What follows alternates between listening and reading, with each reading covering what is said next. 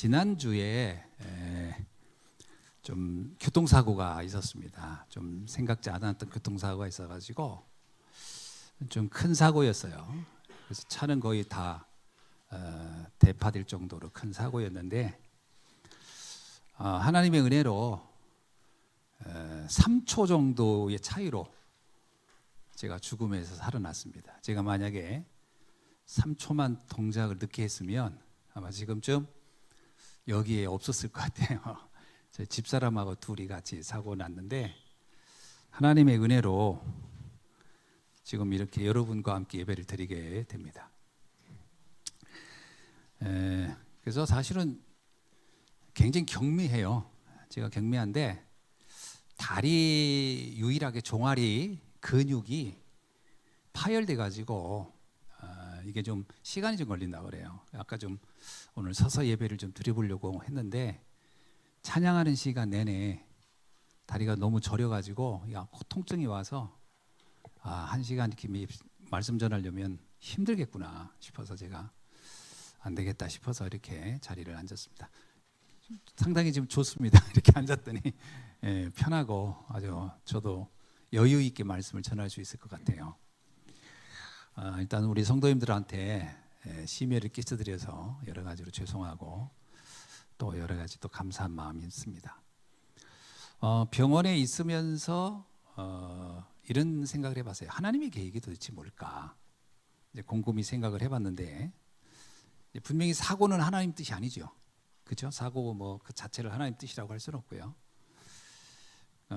뭐 단순히 운전 습관을 갱신하라. 그래서 그걸 시키려고 이렇게 사고를 일으킨 것도 아니고요. 또 내가 그것 때문에 꼭 이런 사고를 당해야 운전 습관을 바꿔야 되겠구나 이렇게 행신하는 그런 것도 아니지 않습니까? 이 사고가 이미 났으니까 이 사고를 통해서 하나님의 그 메시지가 뭘까? 하나님의 메시지를 어떻게 찾을까? 이런 생각을 하게 됐습니다. 그러면서 이제 말씀도 듣고 이제 기도도 하는 중에 이런 떠오른 생각이 있더라고요. 뭐냐면 생사화복이 하나님의 손에 있구나. 내가 뭐 어떤 사람이든 뭐 죽고 싶겠어요. 그러나 진짜 눈 깜짝할 사이에 사람이 죽을 수도 있구나. 하는데 이제 사고가 났을 때도 내 차에 일어난 일이라고 생각을 안 했으니까요. 그러니까 조금 한 몇 초 지난 다음에 나에게 사고가 일어났구나. 이걸 알았으니까요. 이 생사화복이 하나님 손에 있다. 주님 손에 있구나. 다시 한번 생각하는 기회였어요. 그러면서 내 생명조차도 내가 마음대로 지키거나 보호한다고 보호할 수 있는 게 아니구나. 그렇죠? 뭐 암 걸린 사람이 자기가 암 걸리고 싶어서 걸렸겠어요? 그러니까 이게 내가 내 삶을 내가 마음대로 조정할 수 있는 게 아니고 하나님의 손에 있는 거구나. 그렇다면 내게 이런 생명을 지금까지 연장시켜 주신 거 거기에는 무슨 뜻이 있을까? 하나님 나를 왜 그 죽음에서 나를 지켜주셨을까? 사실은 그런 생각이 들더라고요. 어저께 병원에서 잠깐 지금 이제 저 임시 퇴원이거든요. 나한테 모든 물건은 그대로 있는 거예요. 제가 택배 시켰던 물건이 있거든요. 그 택배도 안 뜯은 상태로 있는 거예요. 그러면서 이런 생각, 내가 지금 죽었다면 이 택배는 도대체 왜 왔으며 누가 이걸 붙잡고 있을까? 아마 이 택배 뜯지도 않고 붙잡고 울고 있지 않을까 누군가는. 뭐 이런 생각이 막 들더라고요. 그러면서 내가 하나 사라져도 세상은 달라지는 거 없겠구나. 그럼 모든 건 다 또 정상으로 돌아가겠구나. 그런데 내게 왜 하나님은 생명을 연장시켜 줬을까? 뭐 이런 생각을 하게 되더라고요. 그러면서 무슨 생각을 하냐면 제가 하나님이 나에게 이런 생명을 연장시켜 준 것은 다름이 아니라 생명 걸고 복음 전하라는 것인가 보다. 그게 아니면 생명을 연장시켜 주실 이유가 없지 않을까? 이런 생각도 했어요. 그래서 말씀을 증거하는데, 복음 전하는데 앞으로는 어떤 핑계도 어떤 주저함도 갖지 말고 복음 전하다가 가야 되겠구나. 오늘까진 건강해도 내일 내가 어떻게 될지 모르겠어요. 아침에 저희 집사람하고 저 둘이 막 오늘 저기 어디 가야 되니까 막 준비하면서 가면서 그런 얘기 했거든요. 아, 프랑스 사역 그거, 네덜란드 사역이 어떻고 뭐 헝가리 사역이 어떻고, 그런 얘기 차 안에서 하는데 팍 일어난 거거든, 사건이. 사람이라는 거 모르는구나. 하루 뭐 한 치 앞을 알 수 없는 게 인생이다. 그런데 하나님이 우리에게 매일 이렇게 생명을 연장해 주는 것 자체가 기적이라는 생각이 들었어요. 저는 오늘 여러분과 함께 예배드리는 게 저에게는 기적입니다. 그렇죠? 오늘이 저에게는 없을 수도 있었거든요. 여러분은 어떻게 생각할지 몰라도 이 사건을 겪고 있는 저로서는 오늘이 저에게는 기적인 거예요.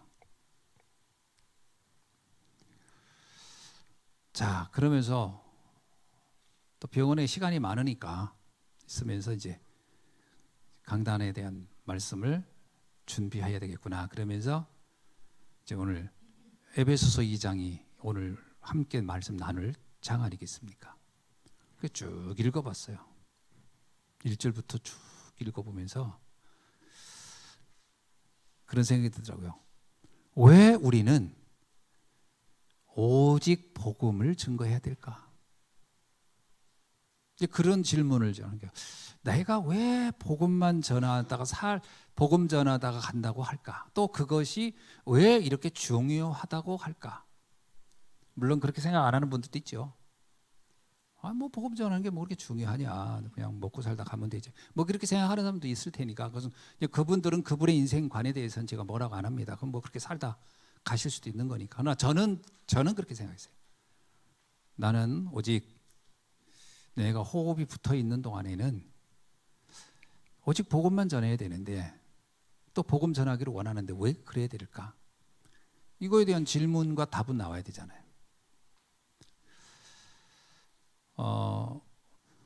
복음을 전해야 왜 복음이 그토록 중요한가라는 부분에 대해서 성경에서 설명하고 있어요.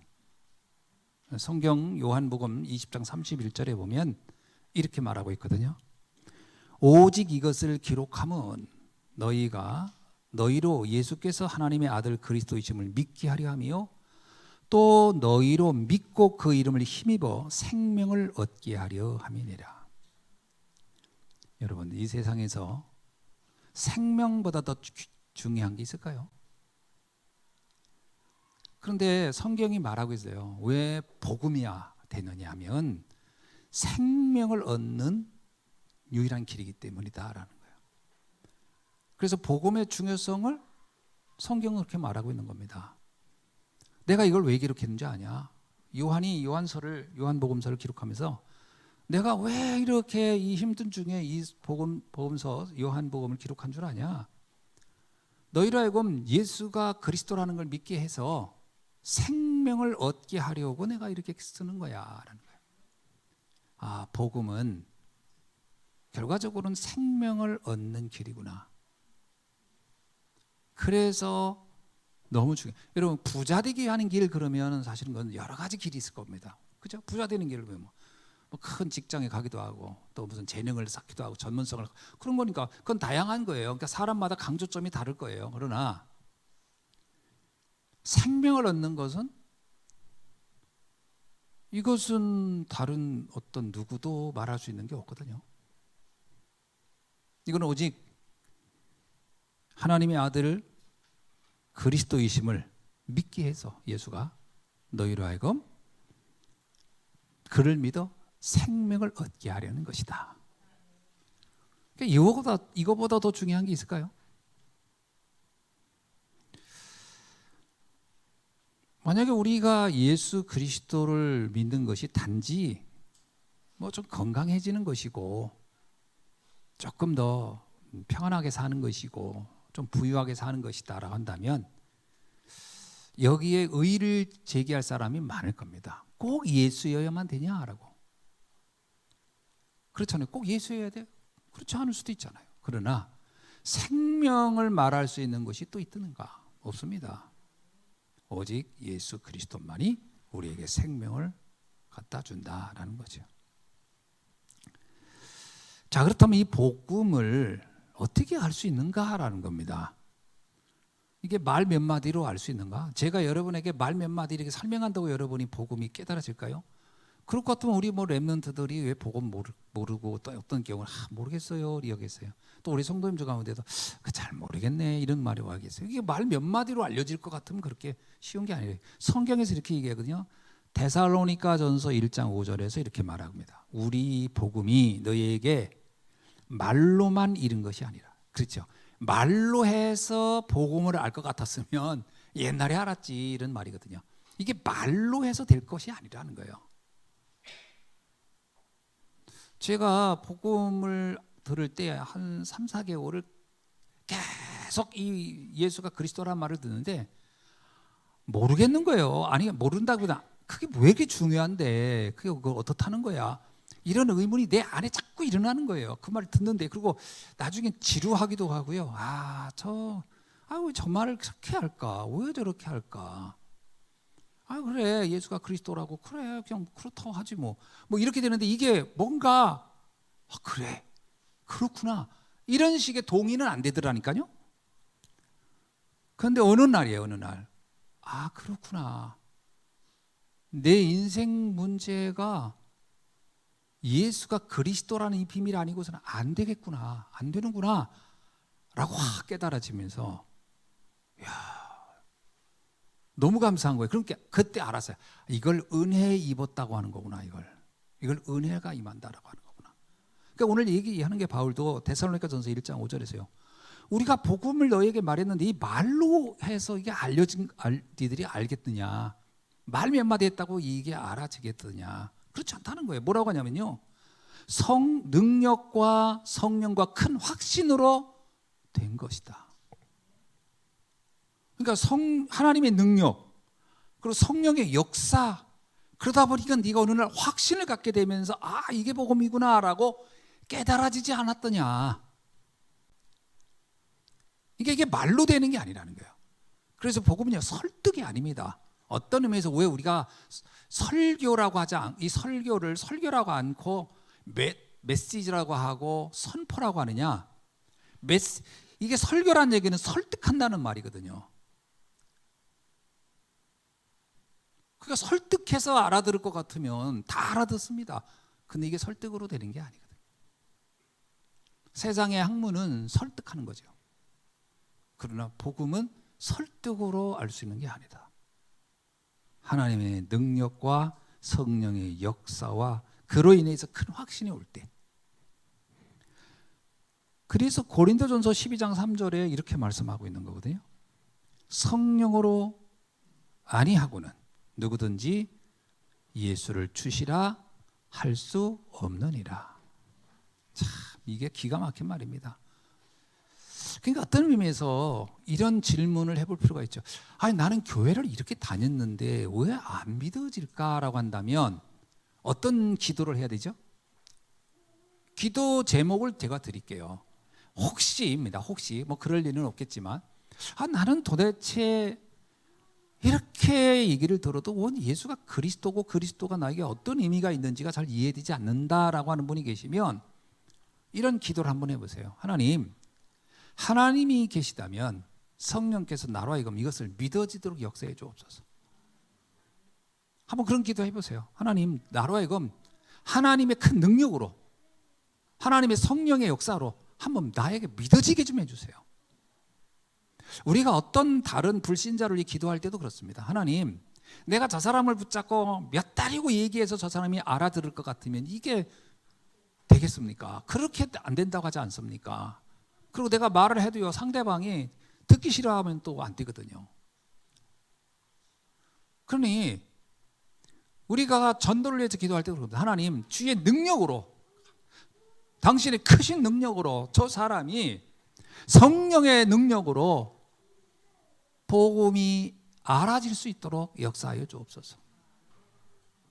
이렇게 기도해야 될 이유가 있는 겁니다.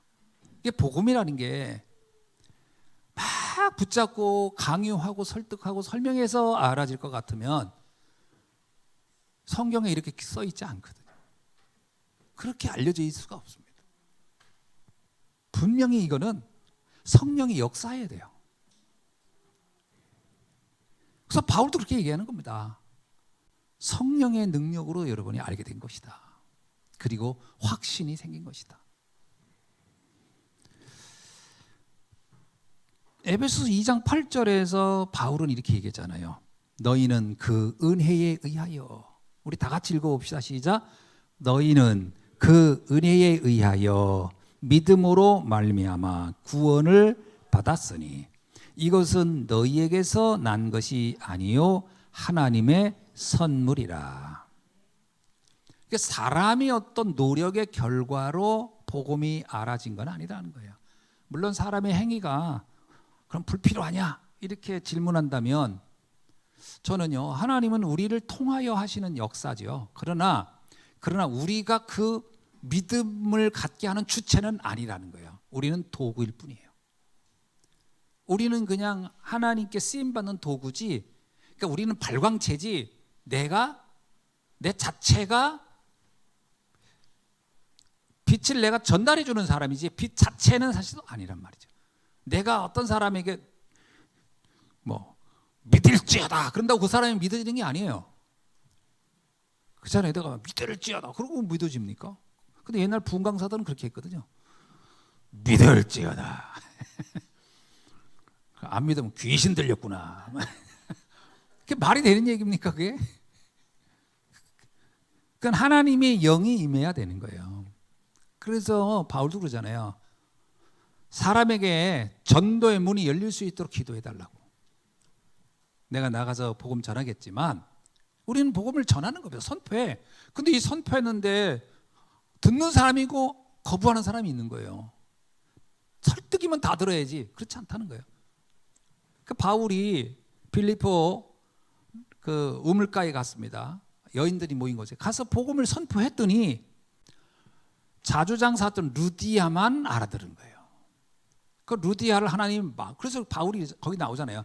주께서 루디아의 마음을 열은 겁니다. 바울이 연 게 아니에요. 주께서 열어준 거예요. 그래서 바울의 말이 들린 거죠. 열어주셔야 됩니다. 어떤 면에서 자녀가 우리 자녀는 이상하게 복음에 관심이 없어요 하면 부모님이 해야 될 일은 있을 거예요. 뭐죠? 붙잡고 설득하는 게 아닙니다. 야, 왜 안 믿어? 믿어 임마. 믿으라니까. 왜 남들은 다 믿는데 너는 왜 안 믿어? 그렇게 할 게 아니고 하나님께 기도해야 되는 거예요. 자녀를 놓고.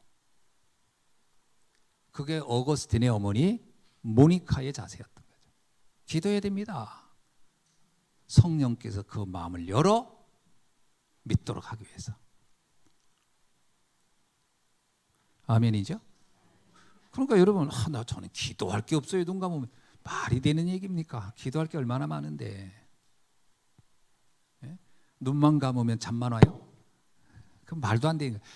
여러분이 눈만 감으면 잠이 온다는 얘기는 뭐가 중요하고 어떻게 해야 되는지에 대한 감이 없었을 뿐일지도 몰라요. 그러나 이제 알았다면 기도해야 됩니다. 정말 간절한 기도는 어디 있느냐? 복음이 반드시 필요한 사람이 복음을 거부할 때 여러분 간절해지지 않나요? 거기서 간절함이 오는 거 아니에요? 나 이 사람 복음 정말 알았으면 좋겠는데 이 사람이 거부해. 그러면 결국 내 설득이 부족해서가 아니잖아요. 성령께서 그 사람에게 역사하지 않고 있다라는 거잖아요. 그걸 놓고 기도해야죠.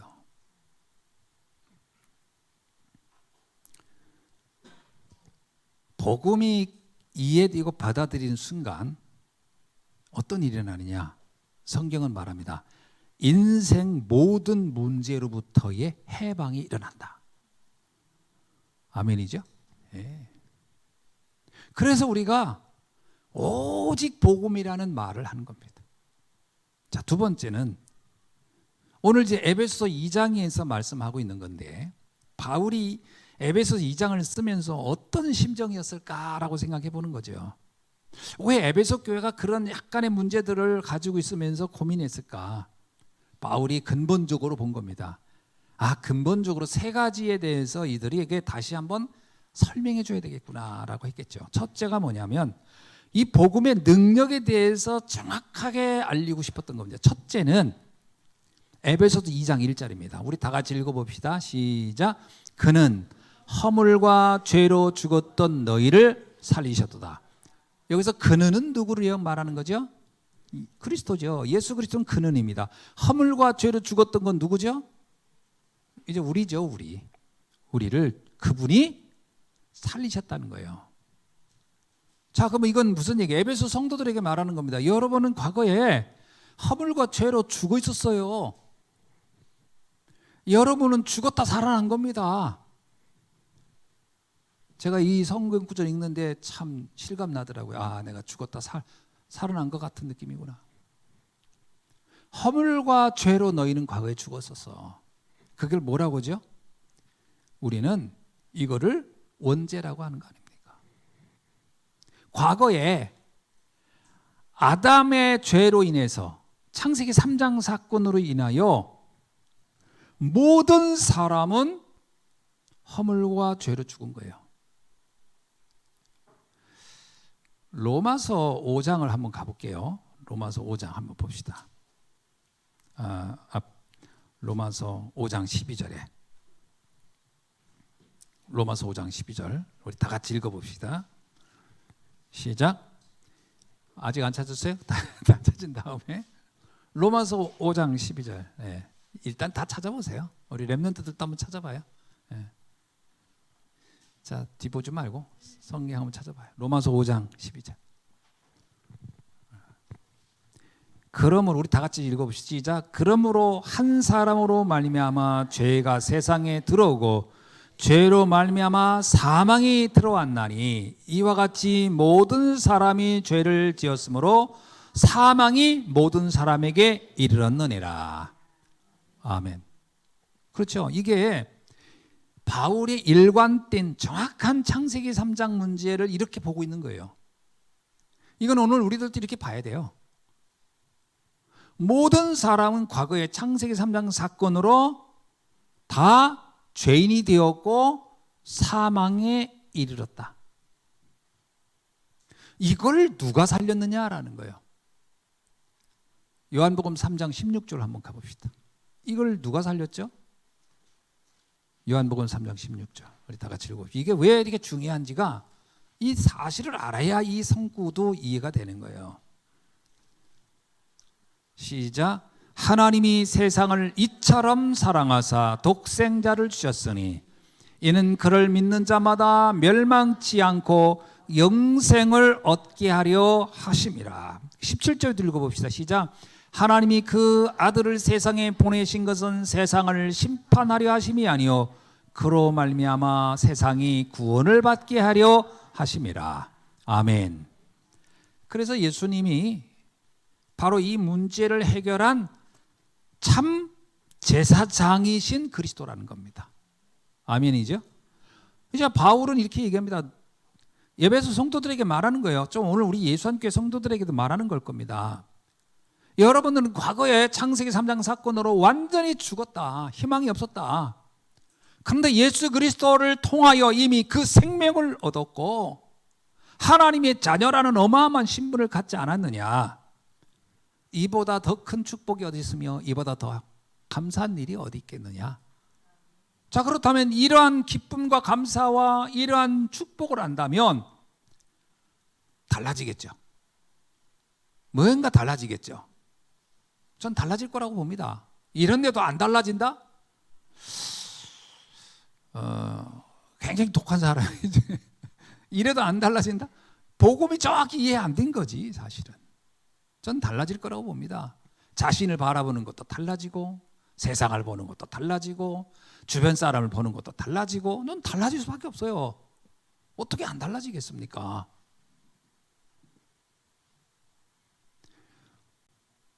예수 믿고 뭐가 달라져요? 글쎄, 그렇게 말하는 분은 정말 이 사망과 죄에서 죽었다가 살아났다고 하는 게 뭔가를 이해한다면 전 그 말을 하지 않을 겁니다. 그 말을 이해가 안 되고 또 그것도 이해가 안 된 사람이 나야 교회 다녀 그러니까 이게 뭐지? 라고 자꾸 착각하는 거예요. 자꾸 뭔가 의문점이 드는 거예요.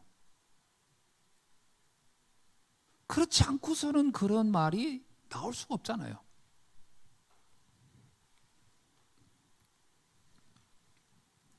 두 번째는 2장 2절입니다. 우리 다 같이 읽어봅시다. 시작. 그때는 그 죄와 허물로 죽었을 때를 말하는 거죠. 그때에 너희는 그 가운데서 행하여 이 세상 풍조를 따르고 공중 권세 잡은 자를 따랐으니 곧 지금 불순종의 아들들 가운데서 역사하는 영이라. 이게 무슨 얘기입니까? 우리가 허물과 죄로 영적인 죽음만 있었던 게 아니에요. 두 번째 무슨 문제도 있었느냐? 공중권세를 따라가는 삶을 살았다는 거예요. 지금 이거를 잘 보세요. 이게 육신적인 죽음을 얘기하는 게 아니라 영적 죽음의 상태를 얘기하는 거거든요. 근데 그때 영적 죽음만 일어난 게 아니고 그때 어떤 삶이 우리에게 있었느냐? 마귀를 따라가는 삶을 살았다라는 거예요. 공중권세 잡은 자를 따랐어요. 세상 풍조를 따르며 살았다. 세상 풍조가 뭐예요? 사단이 만들어낸 세상 문화거든. 그거를 그냥 따라가는 삶. 그걸 안 따라가면 못 견뎌요. 여러분, 세상 풍조라는 것은요 굉장히 힘이 있습니다. 그 전에도 농담 삼아 그런 얘기 안 했습니까? 다른 사람이 전부 다 쫄쫄이 바지 입으면 나도 다 쫄쫄이 바지 입어야 되고요. 남이 다 헐렁한 바지 입으면 나도 그거 입어야 돼. 안 그러면 묘하게 이상해. 뭐라고 할 수 없이 이상해. 그래가지고 유행이란 말이 참 무서운 거예요. 유행이. 세상의 유행도 사람이 마음대로 거부를 못합니다. 하물며 세상 풍조요. 여러분 우상 숭배하는 거 그게 그냥 우상이지만 다 선앙당을 섬기면요 그 동네 사람은 다 안 하면 큰일 나요. 다 하게 돼 있어요. 다 뭔가 섬겨야 된다면 다 섬기는 겁니다. 나중에 국가적으로 섬기는 거예요. 그게 거부 못합니다. 그게. 여러분 그래서 요한복음 8장 44절에 그렇게 얘기합니다. 우리 다 같이 읽어볼까요? 요한복음 8장 44절 뭐라고 얘기하는지.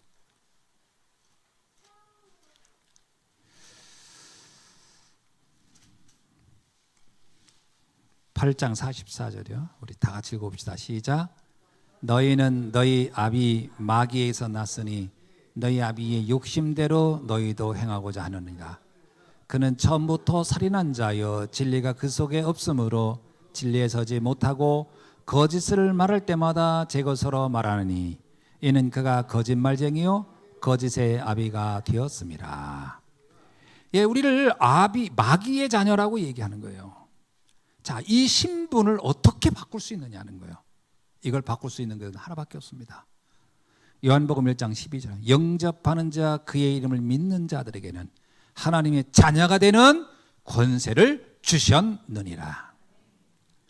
그래서 예수님은 이 땅에 마귀의 자녀로 있던 우리에게 하나님의 자녀로 신분을 완전히 바꿔주는 참 왕으로 오신 것이다. 아멘.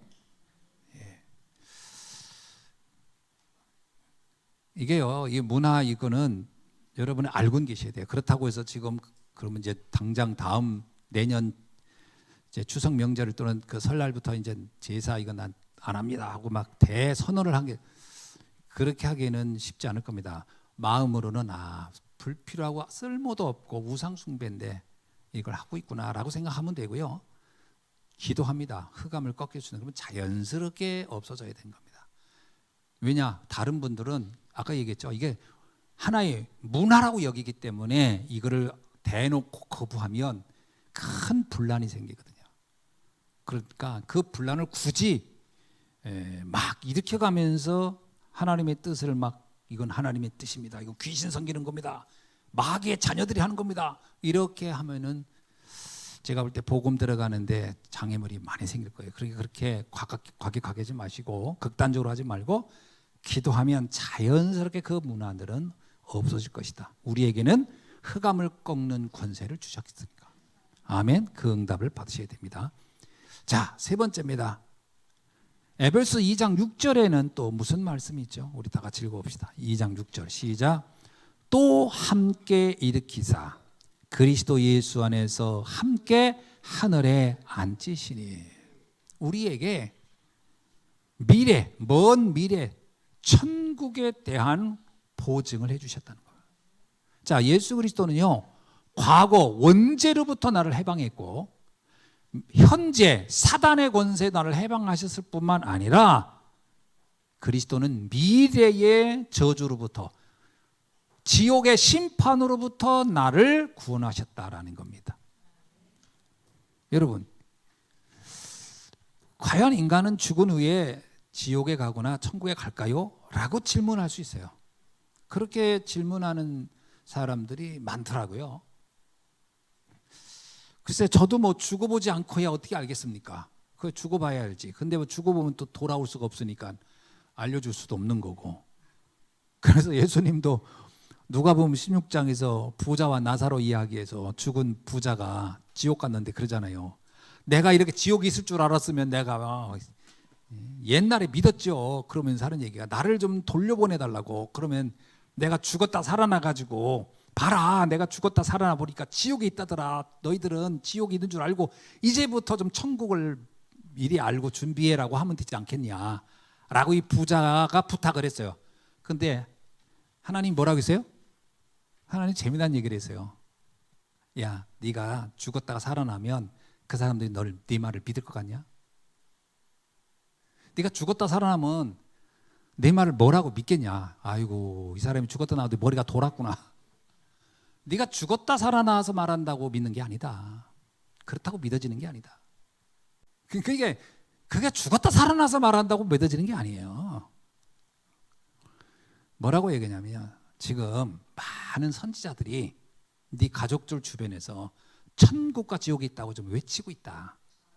그 소리만 제대로 알아들어도 믿고 올 수 있는 거다. 네가 굳이 뭐 갈 수도 없지만 다시 네가 죽었다가 살아날 수도 없지만 설사 간들 네가 원하는 결과는 못 얻는다. 참 냉혹한 이야기지만 사실적이에요. 전 그거 보면서 맞다. 죽었다 살아나서 내가 얘기해 보세요. 그럼 뭐라고요? 아이고 저분이 뭐 충격받더니 머리가 돌았구나 이러지. 안 믿습니다 사람들. 절대 안 믿어요.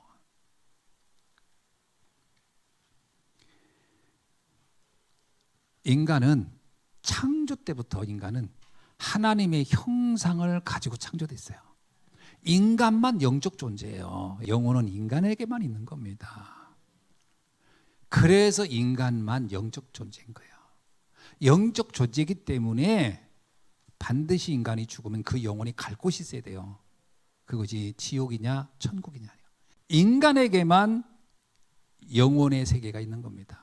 그런데 우리에게 영원한 천국을 갈 수 있도록 그 길을 여신 분이 누구냐? 그리스도예요. 요한복음 11장 25절 26절 우리 다 같이 읽어볼까요?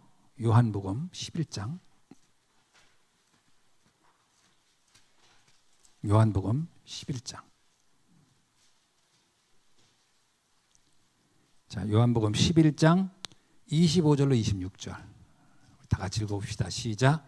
예수께서 이르시되 나는 부활이요 생명이니 나를 믿는 자는 죽어도 살겠고 무릇 살아서 나를 믿는 자는 영원히 죽지 아니하리니 이것을 네가 믿느냐?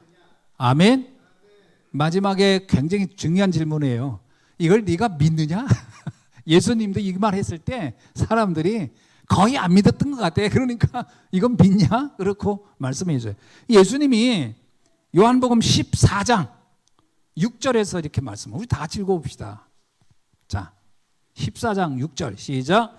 예수께서 이르시되 내가 곧 길이요 진리요 생명이니 나로 말미암지 않고는 아버지께로 올 자가 없느니라.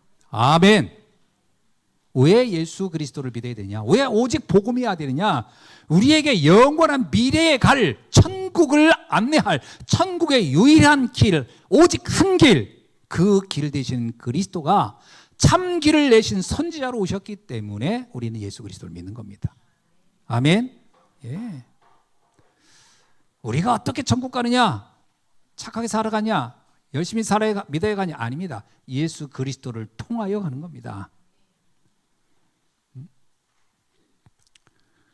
이 비밀을 오늘 에베소서에서 바울이 좀 성도들에게 간곡하게 말하고 있는 거예요. 이 비밀을 여러분은 꼭 알아야 한다, 이 말이죠. 그렇다면 우리도 꼭 알아야 되는 거예요. 아멘이죠? 자, 그렇다면 이제 마지막입니다. 복음의 비밀을, 이 어마어마한 비밀을 주님은 이게 누군가를 통해 전 세계에 모르는 사람에게 증거되기를 원한다는 거예요. 그죠? 이 복음이 만약에 예루살렘에 그냥 가만히 있었다든가, 그죠? 사마리아에 가만히 있었다. 그러면 그야말로 어마어마한, 이건 진짜 영적 손실이죠. 하나님이 이게 전 세계에 전해지기를 원하는 것이다. 그래서 에베소 2장 7절을 읽어봅시다. 시작. 이는 그리스도, 우리 에베소 2장 7절 우리 다 같이 읽어봅시다. 시작. 이는 그리스도 예수 안에서 우리에게 자비하심으로써 그 은혜의 지극히 풍성함을 오는 여러 세대에 나타내려 하심이라. 아멘. 여러 세대, 이게 2000년 전에 그냥 그 복음이 2000년 전에 그냥 그것으로 끝나면요 어떻게 되겠어요? 이후에 인간은 계속 태어나는데, 계속 태어날 모든 세대에 이 복음이 증거되기를 원한다. 아멘이죠? 그러려면 누가 이 복음 알아야 되겠어요? 오는 세대가 계속 이 복음을 들어야 되니까 누가 알아야 돼요? 렘넌트들이 알아야 돼요. 그들이 또 다음 세대 말해줄 거니까. 자, 우리 세대만 알고 다 죽어요. 언젠간 죽을 거 아닙니까? 그럼 다음 세대에 누가 이걸 전해주겠어요? 그래서 이 복음이, 오는 세대의 복음이 증거되려면 우리 후대들에게 이 복음이 정확하게 전달돼야 된다. 아멘이죠? 근데 우리 렘넌트들도 이 복음을 정확히 알고 또 다음 세대의 복음을 또 전해줘야 되겠죠. 그리고 나서 2장 10절을 읽어봅시다. 주님은 뭐라고 말씀하는지. 시작. 우리는 그가 만드신 바라 그리스도 예수 안에서 선한 일을 위하여 지으심을 받은 자니 이 일을 하나님이 전에 예비하사 우리로 그 가운데서 행하게 하려 하심이니라. 아멘. 오늘 메시지, 오늘 말씀의 제목이 뭐죠? 선한 일을 위하여 지으심을 받은 자. 오늘 본문이 무슨 얘기냐면요, 하나님의 이 선한 일을 위하여 하나님은 우리를 이미 전에 예비했고 준비했다라는 거예요. 이 선한 일을 위해서. 이 선한 일이 뭐예요? 이 복음을 전달하는 일이 가장 선한 일이에요. 세상에 제일 선한 일. 물론 어려운 사람 좀 빵 하나 주고 저기 옷 한 벌 이렇게 입혀주는 것도 선한 일이지만 그건 우리 인간적인 의미의 선한 일이고요. 하나님이 올 때 진짜 선한 일은 뭐다? 구원 얻게 하는 겁니다. 천국, 영원한 생명을 갖게 하는 게 가장 선한 일이에요. 이 선한 일을 위하여 하나님은 그 일을 할 사람을 어떻게 했다? 이전에 이미 예비했었다라는 거예요. 우리 에베소서 2장 10절 한번, 아니죠. 에베소서 1장 4절 5절 읽어봅시다. 에베소서 1장 4절 5절. 시작. 4절 5절입니다. 시작. 곧 창세전에 그리스도 안에서 우리를 택하사 우리로 사랑 안에서 그 안에 거룩하고 흠이 없게 하시려고 그 기쁘신 뜻대로 우리를 예정하사 예수 그리스도로 말미암아 자기의 아들들이 되게 하셨으니. 왜 우리로 하여금 창세전에 우리를 택했고 왜 우리를 예수 그리스도 안에서 우리를 예정해서 하나님의 아들 되게 했을까요? 하나님의 선한 일을 위하여 그 일을 하라고 그렇게 했다는 겁니다.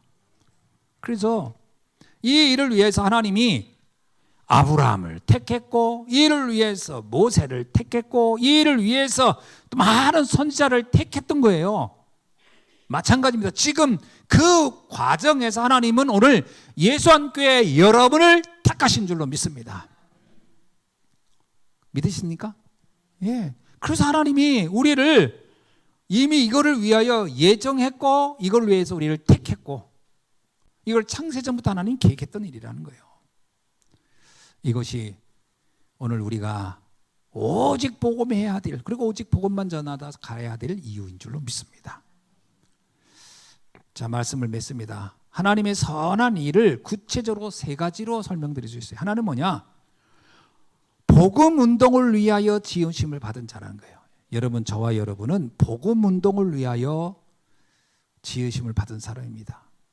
그죠? 이 복음 운동하면 로마서 16장 20절에 있는 말씀 그대로요, 사단이 우리 앞에 무릎 꿇게 돼 있습니다. 여러분, 복음 전하셔야 돼요. 복음 전하면 사단이 무릎 꿇습니다. 목사님, 우리 가정 가문 또 우리 여러 가지 환경에서 이 엄청난 문제가 있어요. 이걸 어떻게 하면 될까요? 혈과 육과 싸우는 게 아닙니다. 혈과 육과 싸우는 게 아니에요. 복음 전해야 돼요. 복음 전하면 사단은 굴복되게 돼 있습니다. 두 번째입니다. 아까도 얘기했지만 오는 세대를 위하여 렘넌트 운동을 해야 되는 겁니다. 렘넌트 운동을 하는 이유가 다가올 미래 세대, 다음 세대를 준비하는 거예요. 그래서 우리 렘넌트는요, 미래 중직자입니다. 나중에 우리 예수안교회에 여러분들 그 부모님 세대도 다 이제 노인 될 거예요. 노인 되고 얼굴 머리 하얘지고 지팡이 짚고 와야 될 때가 와요. 그러면 이 교회를 누가 지키고 또 다음 세대를 준비할 거냐? 우리 저 뒤에 앉아있는 우리 렘넌트들이란 말이에요. 서서 지금은 하품하고 있어도 중요한 일을 할 사람들이란 말이에요. 어? 미래의 교회의 중역이라니까? 주역이라고요. 그래서 우리 렘넌트 운동해야 됩니다. 미래의 재앙을 막을 사람들이에요. 자, 세 번째는 뭐냐? 237 5천 종족 살리기 위해서 하나님이 우리를 지으셨다. 지금 왜 우리가 이렇게 풍요로운 시대를 살게 했냐 이거예요. 하나님이. 이유가 뭐겠어요?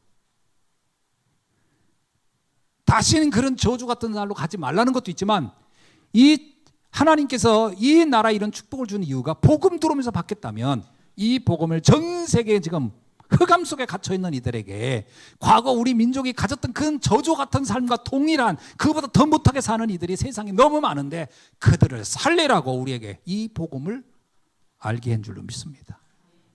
여러분, 237 5천 종족은요, 그냥 뭐 시간 남을 때 하고 이런 게 아니고요, 사랑의 빚진 자로서는 당연히 빚을 갚아야 할 대상들인 거예요. 가슴이 막 저려와야 돼요. 야, 우리가 이 일을 해야 되겠구나. 이거 놓고 우리 인생, 우리가 가치 있는 일을 살다 가는 거다. 이것이 오늘 우리에게 주어진 사명인 줄 믿습니다. 기도하겠습니다. 하나님 감사합니다. 선한 일을 위하여 지음받은 저희들, 정말 하나님이 원하시는 복음 운동, 렘넌트 운동, 237 5천 종족 살리는 귀한 사명, 그 가진 감당할 수 있도록 축복해 주옵소서. 주 예수 그리스도의 이름으로 기도하옵나이다. 아멘.